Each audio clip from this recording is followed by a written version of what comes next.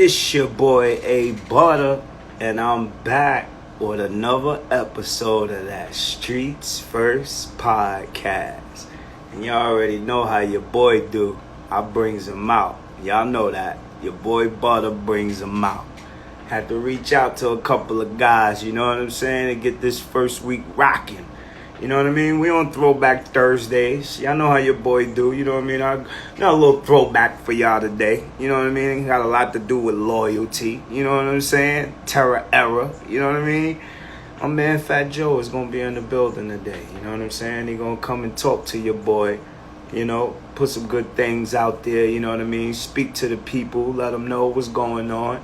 So, you know, without further ado, you know, your boy gonna reach out to him. You know what I'm saying? Let me see what he doing. Let me see where he at. You know what I mean? We're about to get it rocking. Y'all already know. We going old school. Me and Joe got a lot of history together. So it's a beautiful thing. You know what I'm saying? And our history is like, you know, we champions. You know what I'm saying? So I can't wait to get Joe on here and be able to, you know, speak on some of the history that we have together and just speak in life today about, you know, some of the things that he doing and whatnot. No Limit. What's goody, baby? How you doing, Matthias? All love, you heard?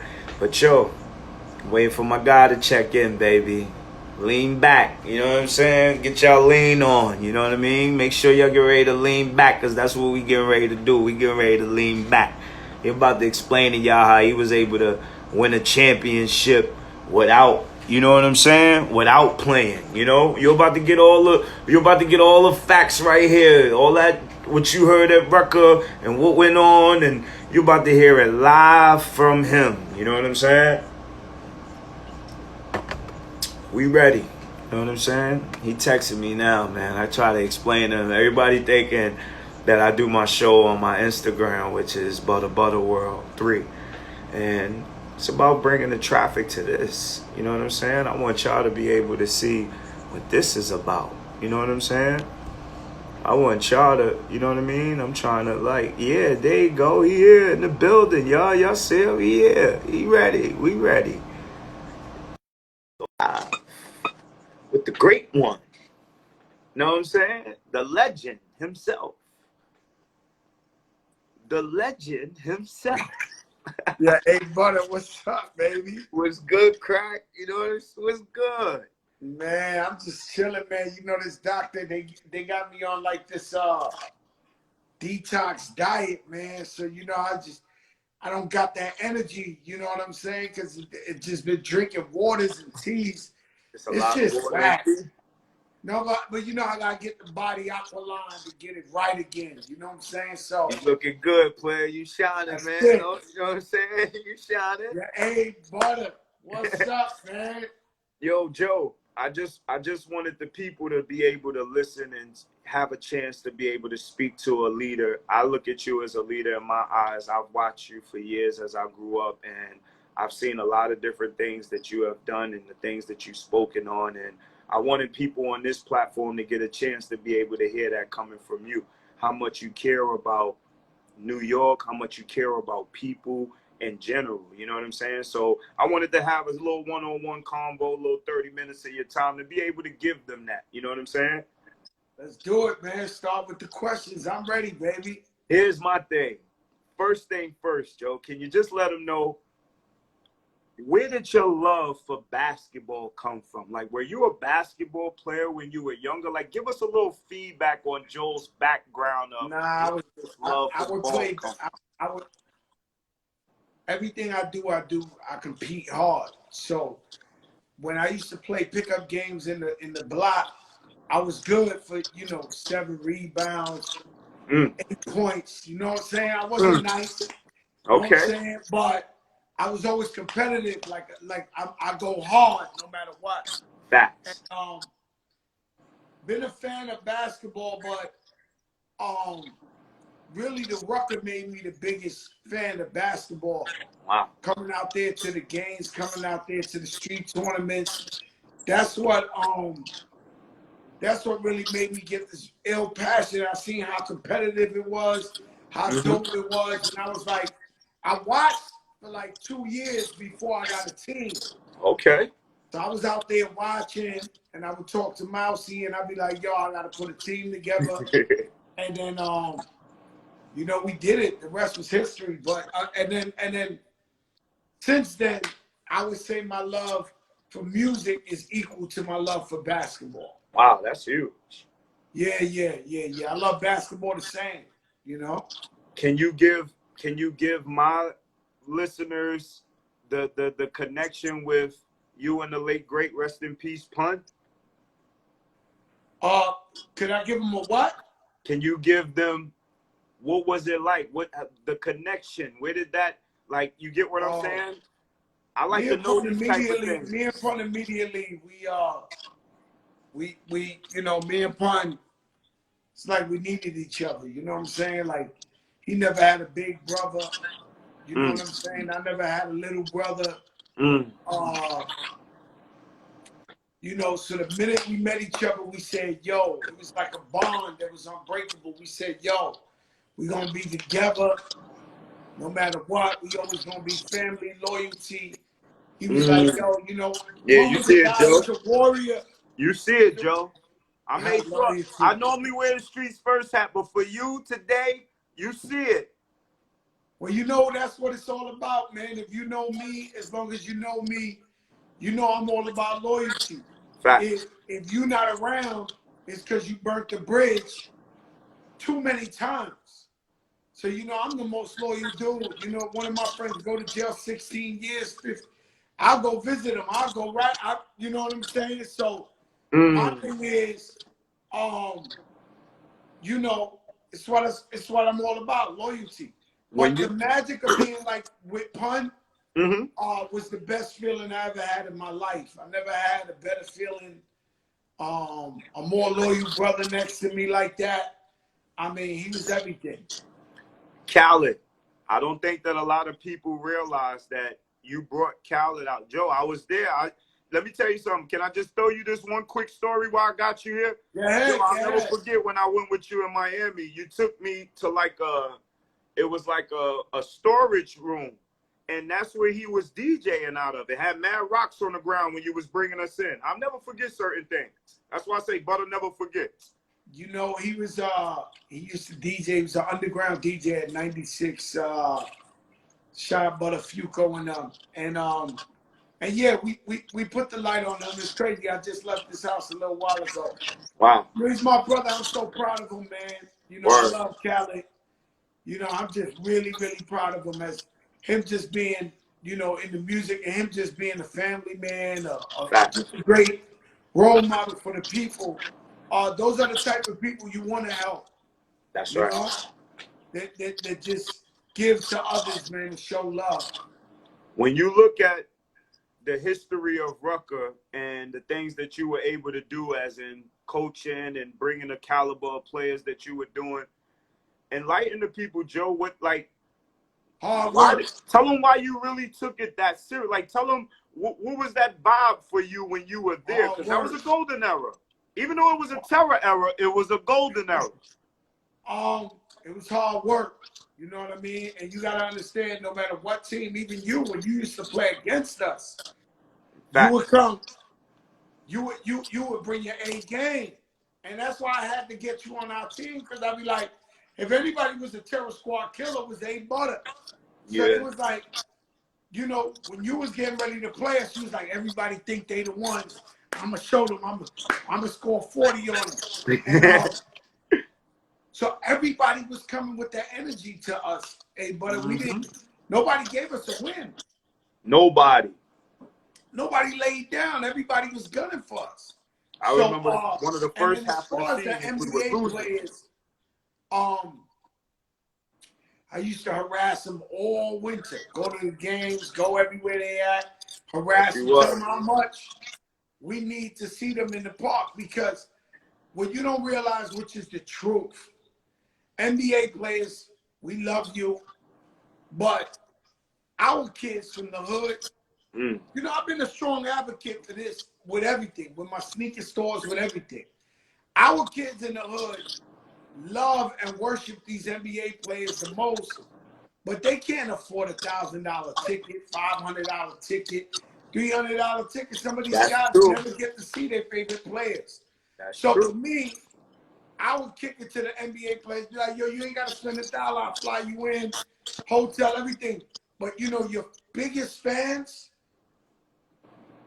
they want to see you, bro. That's right. And they're your biggest fans. And that's the point. You know, you know who you emulated your game after. Who did you study? Who did you dribble like? Who did you shoot like? Who did you watch playing basketball and you say, yo, I want to be like him? Iverson and Kobe. Once I saw Iverson, it was like I grew up as a young kid watching Jordan, but when I saw Iverson, it was like, okay, I'm that height, like I could move like that. I'm quick, like I could do that crossover. But when I saw Kobe, it was like, oh shit, this guy's he could do the same thing that both of them could do. So it was like from that point on, I can only try to emulate with Kobe. So after Kobe retired, I'm a Westbrook fan. I don't care about the team. Like I've always liked killers, Joe. If you're a killer and you got that attitude, that's like, listen, I know you nice, but they gonna know I'm nice. I respect that. You I know don't what's see that in crazy? everybody. You know what's crazy is shout out to Meek Mill. One day he gave me the greatest compliment. He said, "Yo, you like the Westbrook of rap." He said, "You don't. You're a You missed the Westbrook triple young double. You won't You stop. missed the triple double. You gonna win for the team, boy. You ain't like Joe Crack ain't laying down for nobody. Like he like, you know, because you know these young boys. I've been doing this 20 years. I come play them new records, new hits. They like, yo, this guy, he trying to come like Westbrook. So how did you feel when I brought AI and you played alongside AI at the Rucker? I didn't get a chance to play out there when AI played out there. But the one thing that I always make sure that I congratulate you for, Joe, Marbury was at the New Jersey Nets facility. And I just want you to know, Marbury used to come pick me up in a silver Bentley and bring me home in a blue Ferrari just because of you. He had me working out with him in the Nets facility, and none of that would have been possible if you didn't make sure that I played on the team. So I ain't never get a chance to tell you that, but I always wanted to salute you for that. That Marbury really tried to hold me down when I was playing with you, and I totally salute that. You know, Steph, man, he doesn't get the credit. He was out there with us every week playing. Word. This man Word. was making $22 million a year, Word. risking his life at the Rucker, playing with us, going all out. You know, it was never about money. It was always about the fan. It was always about the people. That's right. That's crazy. I'm going to tell you a crazy thing. I had got Kareem Reed to try out for the Knicks. Shout out the ring. Best kept No, secret. Best kept secret. Kareem Reed, I got him to try out for the Knicks when Isaiah Thomas was the coach. Wow. But Kareem was a little bit out of shape at that time. Okay. You know what I mean? So we didn't get to pull it off, but I tried. I seen his run. He got a 10-day contract. Baron Davis kind of like worked something out with him and was really pushing for him with the New Orleans Hornets. And he got a 10-day contract. Harlem, the Bronx, they were so hyped when we read that Kareem Reed got a 10-day contract with the New Orleans Hornets. We thought it was over. We thought he was on. I'll tell you one thing. You might have the better body. You might have whatever. But I've never seen a basketball player smarter than Kareem Reed on the court. He controlled the game. He knew. You know, when you get in the hype, because I coach smart players and dumb players. No. Yo, that ain't funny. You know, you play. I remember. I coach some guys that I'm in Miami that can touch the top of the palm tree. The greatest in the world. But then when it gets down, they don't listen. And I'm like, yo, look, I'm watching. I'm telling you what's going on, man. They keep going down the middle. And they don't want to listen. Yeah. But Kareem Reed, he always knew, even if it was 3 seconds left, who to pass it to. Pull it back. Take the left. I mean, his IQ. His decision making. Was bananas. That's why he's still leading assist man at Arkansas. That's why he's still, to this day, the leading assist scorer at Arkansas. Wow. Still to this day. Wow. And you know, John Strick had a very big IQ too. Rest in peace to Rest Big in Strick, peace, John baby Strick. Panda. Baby He Panda. broke my heart. You know, I spoke to OG Juan the other day about this. You know, OG Juan don't want to give it up. You know, the Rockefeller, Rock Nation, you know, they manage me, their family. He's Shout probably out to watching now, this motherfucker. They don't want to give up that Rucker, the Terra squad. You know, they still mad, right? So I'm talking to him, and he was like, what the fuck I was gonna say? So he was telling me, like, so I told him, yo, the person who made me the most upset ever Was was Strick. John Strick. Because rest in peace, I loved him so much, man. And he was so Terror Squad. And Big when they Strick. came, he went and played for them. He broke my heart, bro. I know like, you was upset. That hurt. He was like, not that Strick. hurt bad. They took the franchise, the Baby Panda. You know, the Baby Panda. I'll always love him. I'll always love him. Rest in peace to Strick, man. And so what they didn't know, so Juan was telling me what he knew. Like, I was like, yo, Juan, he was like, yo, I know after every game, y'all used to all go eat.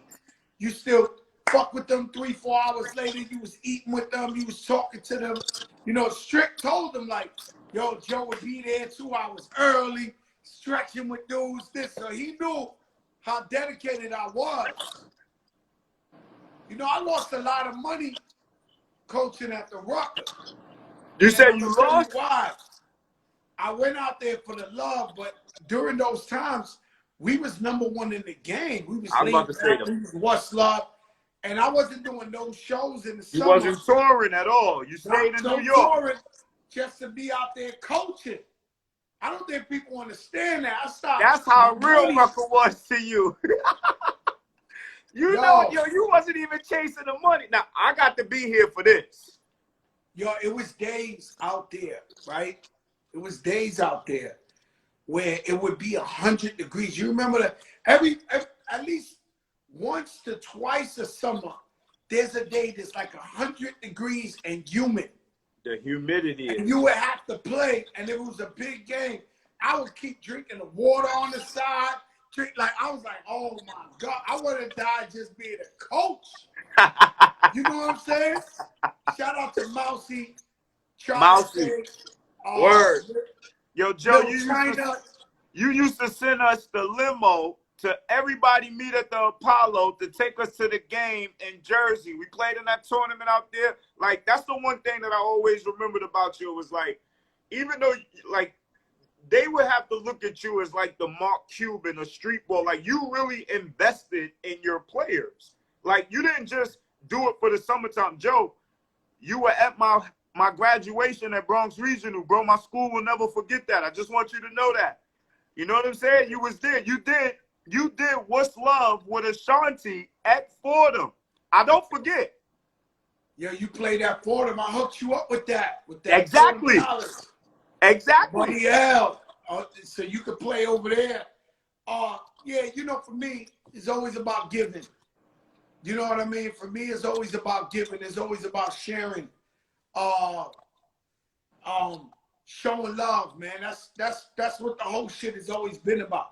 Of course, we know nonsense, and we real dudes, but it's always been about showing the way and showing love and showing people. You know, like what's it for if I can't show my people?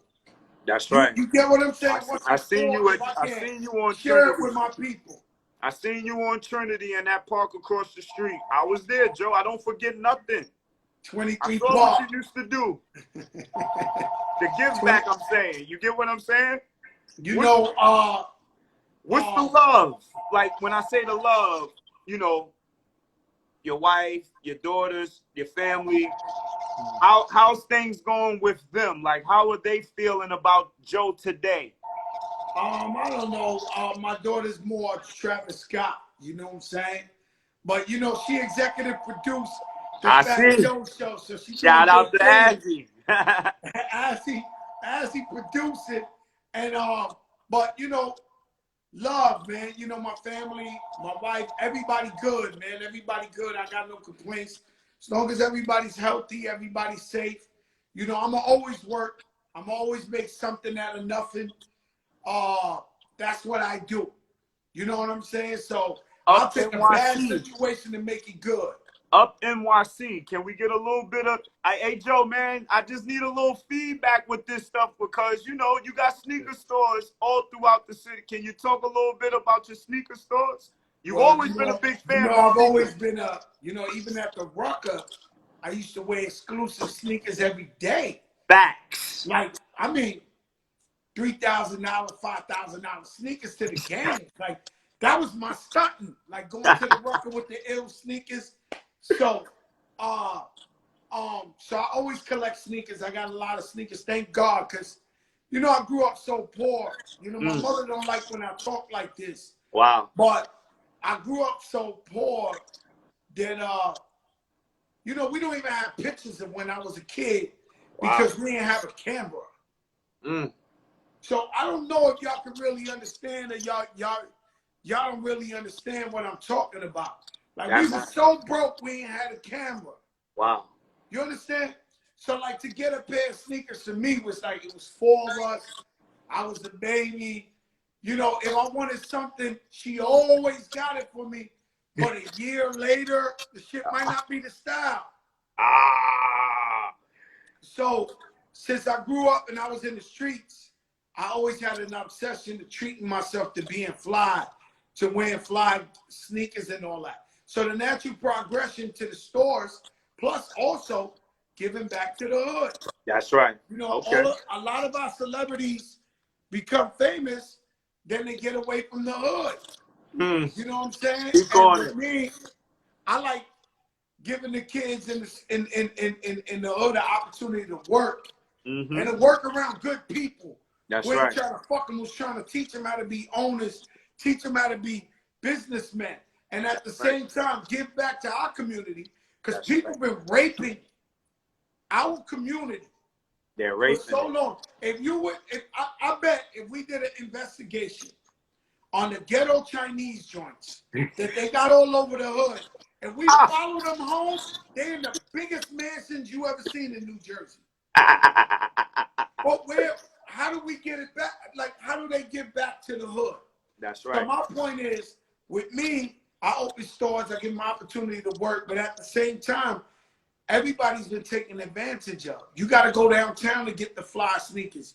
You got to go somewhere else. Why do our kids always got to go somewhere else to get fly sneakers and get treated right? So when we get the stores, we get it white marble, smelling good, chandeliers. We get back to every school, every program you can name. We give back. So it's for the hood. It's all for the hood. I don't want to be in a rich neighborhood. I don't want to be in Beverly Hills. I don't want to be in Fifth Avenue. I do not. My whole concept is I want to create opportunity and give jobs back to the hood, but at the same time, treat the hood because our dollar's the same. So if I spend $140 on a pair of sneakers in the hood or downtown, it's still $140. Educate them. You got to get treated right. That's right. I'm curious, Joe, when it comes to understanding Lean Back, the music, like what did that feel like for you? Because I know you've been in the game for a long time, and you know, Joe, you had your highs, your lows, but Lean Back was hey, yo, listen, shit got different, and I'm just, now that I have you on the platform, I would want people to hear how you felt about what Lean Back. Let me ask you a question. Did shit get different? You was with us. Did shit got different with Lean Back? Hey, yo, I mean, that was on another level. I've never, you know me, Cam, my cousin, but me, but that was on another level. That attention, that vibe was just, wow. That was on another level, even for me. Like, I had never experienced that. We start flying private everywhere. We start this. We was wilding. You know what I'm saying? It's the #1 record in the country for 47 weeks. 47. Hey yo, what was it with the radio? If I'm not mistaken, at that time you had like Now the we most broke the fans. record, the most radio play ever for Universal. I never forget it. It took 10 years for somebody to beat that record, and that was Flow Rider with fancy bottom jeans. Wow. 10 years. That shit was a 10-year run, bro. And but I'm gonna tell you the biggest record for me, right? Because the biggest record for me was, you know, Pun passed away. We know he's better than me. We know he was the franchise, you know, the logo of Terra Squad. Everybody doubted me, even my closest friends and family. And I started working on the album after he passed. Yo, brother, I would get on my knees every day and pray to God. Every day. I'm talking about for hours and hours and hours. Be like, God, please let me show him. Please, God, let me show him. I'm not a fluke. I'm not a gimmick. Please, God, let me show him. Let me show. That's why nobody can tell me there's not a God. That's right. Because it was just me alone with God. And I would pray every day. I'd be like, God, give me another chance to show him, you know, that I could do this, that I could this and that. And then I came out with We Thuggin' and What's Love. And What's Love took me double platinum. Hey, fam, I was at the video. Don't do that to me, Joe. I was in Long Island. Hey, yo, look, I know sometimes people don't think that I can remember this stuff, but I was in Long Island in the video, all right? Yo, you got a serious memory. Let me tell you something. You got a serious memory. But, you know, we always love you, Butter, not just for basketball, as a friend. Nakia Miller, somebody I really, really love. Of course, Kareem, we still share birthdays. He comes to Miami every year with his wife, and we do the birthday thing together. Wow, and that's what's Kareem, up. And we still be doing it big. The fancy restaurant, we chilling. You know, that's my brother. But so many guys out there that I had a real bond with, a real relationship. My man Richie Parker. I love Richie Parker. And the moms. His mom will be at every game. I love her. Yo, his moms be at every game. Yeah. Let me use the restroom 1 second, but I'm coming right back. You already know. That's why I tell y'all, man, when y'all sit here and y'all listen to my man Joe, man, like, he gonna open up. He gonna talk. He gonna say some things that's gonna make y'all, like, really have to, like, do your homework and your research. You know what I'm saying? Like, Joe has a history. Joe really, really, like, did a lot of different things with a lot of different people. And that's why I felt like it was necessary for me and Joe to sit down and really talk about, you know, some things that I know that they don't really talk like that about on mainstream media. You know what I'm saying? Like, Joe's a real mainstream media guy. So when I'm able to get him to talk on streets first, you know what I mean? Because you got to go through the streets first, you know? And I like to make sure that the people know that, you know, Joe did a lot for the streets. You know what I'm saying? Joe did a lot for New York. You know what I mean? Hey, Butter. That's great. Other than the Vince Carter game, what was the game you loved the most, that you was like, yo, that you played in? I woke up and life was never the same after that game. You know, like, things changed, you know, Joe, when I played against Shaw, won in double overtime. But when I played against Vince, it was like, it changed everything for me. When like I said, you know, when I walked through Harlem, when I walked around the city, one thing that made me happy is my mom saw when we took a plane to Virginia, how people was talking to me in the airport. Like, I'm a kid from New York City in Harlem, and my mom's never got to see me play college basketball. She never been to none of my Rucker games. I would never allow my mom to come to Rucker. My mother never been to a Fat Joe show.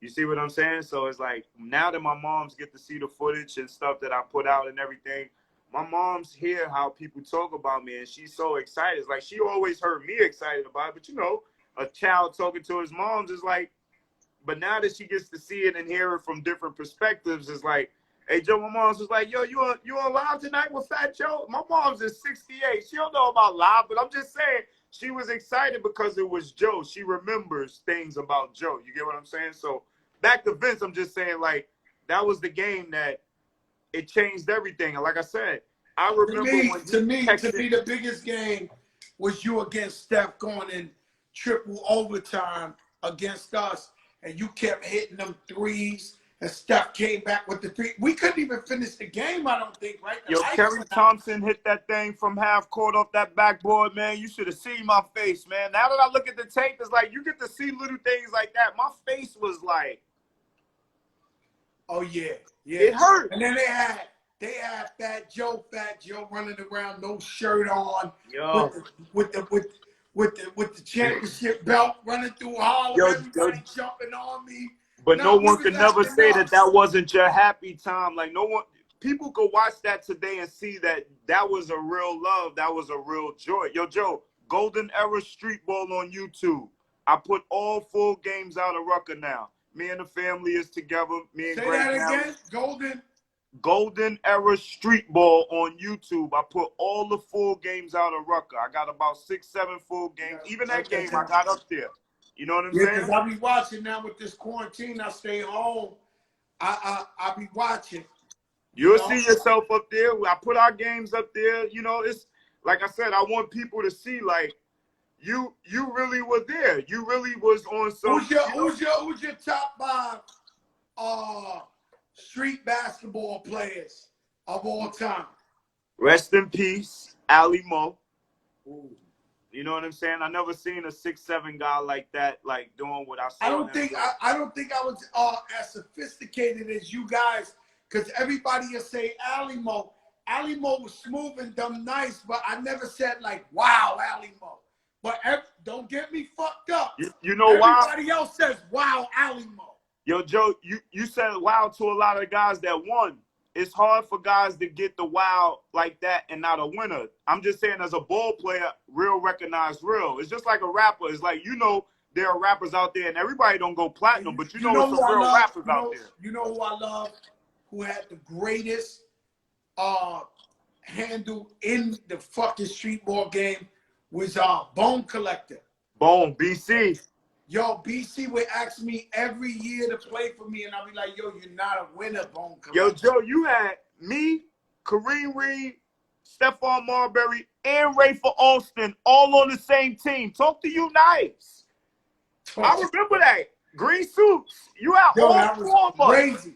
But let me tell you, that one game I brought AI and Steph and Rayford. Nah. We could have just stopped time right there and been like, yo, this is over. Like, let's get out of here. Shit crazy. And let me tell you, AI is the only guy that I ever seen, because like you got your name playing Vince Carter, score for score defense. Everybody looked forward to getting their name off an NBA player. Allen Iverson's the only player I ever brought out there that niggas were scared to D him up. They wouldn't D him up. They were like falling back, letting them go. I'm like, yo, where's the D? Like, nobody wanted to get embarrassed out there. What's next, Joe? This is my last question for you, because I need the people. Like, I see you on Ari Melba. Let me tell you something, Joe. I watch from. You're in politics. You're on TV, MSNBC. I'm just saying, you talking politics and everything. I listen to your show every day. I hear the things you talk about. For the last thing you can give my listeners, how do you want to enlighten us, Joe? You understand life from all perspectives, bro. You've been around it, whether it's been around the richest or the lowest. All I'm saying is, what's next? Whether it's with your life. I want to become a billionaire. I want to become a billionaire. And now that's real talk. I want to become a billionaire and give back incredibly to my hood. Everything we deserve. Schools, 90210, shit looking like 90210. Allen Ailey dancers for the schools. Guys like Fat Joe rarely get that type of money because they know this boy will really give back to that community. So I want to be a billionaire and give back incredibly, as well as I'm really taking this commentating or interviewing. See, actually, you're great, A Butter, at this. You're great. No, real shit. You're great. You handle this like a champ. So I love doing this. So, you know, we've been talking back and forth with my brother Diddy about taking it on another level. Wow. You know what I'm saying? Not just Revolt TV, but a bigger scale. You know, the David Letterman, the Bill Maher of the Arsenio Hall, all that. You know what I'm saying? That. And just take the Fat Joe show, the Joker show on another level once this Corona thing is over. You know, that's where I'm at with it. Hey, Joe, man, I appreciate you taking out the time. You get what I'm saying? Hey, look. Yo, you ain't give me the 5. You only said Alamo. Hey, yo, look. So I'll give you that. Alamo, I got to put Big Strick in there. I'm gonna keep it real with you. One of the most prolific guys that I've seen, and Reggie Freeman to me was really, really tough. It was like high five, like that's my guy. It was high five was serious. That is something about those lefties. I gotta put Kareem in there. It's something about those lefties. You get what I'm saying? And my last one, to me, he could have been number 1 out of all 5 of them. He was my most challenged. He was the guy that I kind of like looked up to and respected the most because I liked his grit. Jamal Tinsley. I will never forget what Jamal Tinsley made me feel. It was like, I don't think that I'm from Harlem. I don't think I'm ready unless I can handle this Brooklyn dude. It was always Harlem makes it, Brooklyn takes it. I wanted to show that Brooklyn dude that this Harlem dude was real. And still to this day, me and Jamal Tinsley is cool, and he always say to me, you showed me you was a real one from Harlem. I always respect him for that. You know what he did to me? What he did to me one time, I walked in the park, he was playing, and he had a dude like D'ing him up. And he stopped half court. He was like, hey, Joe, what's going on? Like, talking to me. Nah. Hey, yo, why he was playing? Yeah, yo, this guy stunned so hard, though. Like, he's coming down, the dude's D'ing him like this. You know, it's pressure. He stops. Hey, Joe, what's going on, my brother? Everything good? Yeah.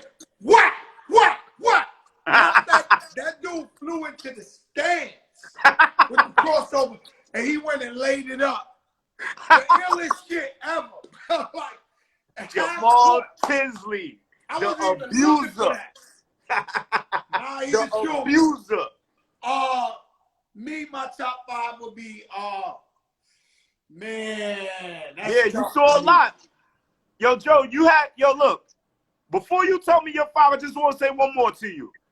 I will never forget the party at, what's the guy that was at the house? He had the party at the top of the roof. He had me, Katino Mobley. You invited all of us over. Jermaine O'Neal. You had all of us. What was the guy's name? He got a restaurant downtown. Jimmy. Yeah. I'll never forget that food either. That day either. Yo, Katino Mobley, Baron Davis, and Sean Marion had a different type of conversation with me. See, that's the one thing that I always want y'all to respect, that you guys gave me a chance to be around veterans or guys that really played on the level that I didn't make, to just educate me on. Hey, they all told me that you was dead nice, every last one. I never forget. I brought either AI came and sat on the bench with me. AI saw you play though, right? It was Melo that told you that.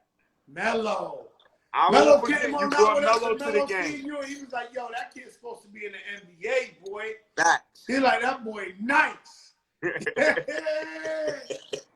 Hey, man, save your battery, man. I'm ready to see the Joker show at 8. You heard? 8 o'clock. I love you. Be good, Thank bro. you, Joe. Love you, bro. Stay up. Streets first, you heard? Streets first podcast.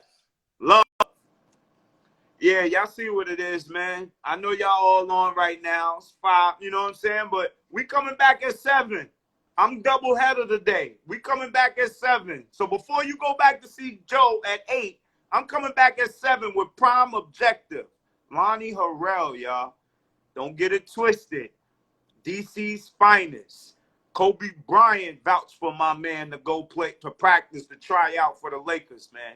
I'm bringing Lonnie Harrell back on Streets First at 7 p.m., man. Holla at your boy. Tonight's show, man. Joe, Fat Joe, you saw him live. We talk real. He gave y'all a lot of realness, you dig? I appreciate y'all tuning in. Make sure y'all follow. Tell a friend. Tomorrow, Tim Thomas. I don't know if y'all know y'all history. Tim Thomas. You get what I'm trying to say? Next week, I'm going to get real different next week, man. I got a lot of, listen, man, Jamal Crawford, Jerry Stackhouse, Joakim Noah. I ain't even going to keep going with the names because I know some of y'all don't even believe what I'm talking to y'all about. Just be ready, man. I holla. It's your boy A Butter. Stay right. Streets first, you dig?